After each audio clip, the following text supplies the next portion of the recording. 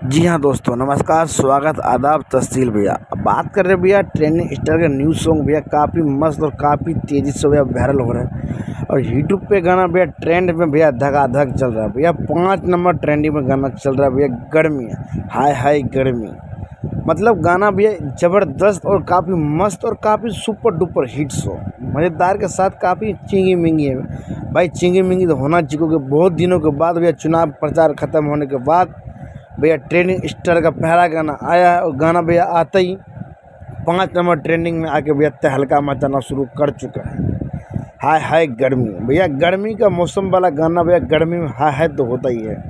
अभी हर जगह भैया 45-46 डिग्री पार भैया चल रहा है। और राजस्थान में भैया 51 डिग्री भैया क्रॉस मार चुका है भैया।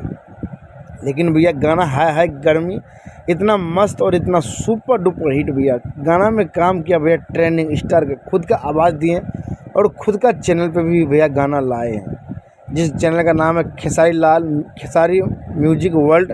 उसी गाने भैया चैनल पे गाना आया। गाना काफ़ी मस्त और मज़ेदार भैया। आप हमारे वीडियो पर अगर पहली बार आए हैं तो हमारे चैनल को भैया सब्सक्राइब कर दीजिएगा, बेल आइकन दबा के भैया घंटा को टन दीजिएगा, ताकि आप सबका दोस्त यूँ वीडियो लाते रहे। जय बिहार, जय भोजपुरी, हर महादेव, जय हिंद दोस्तों।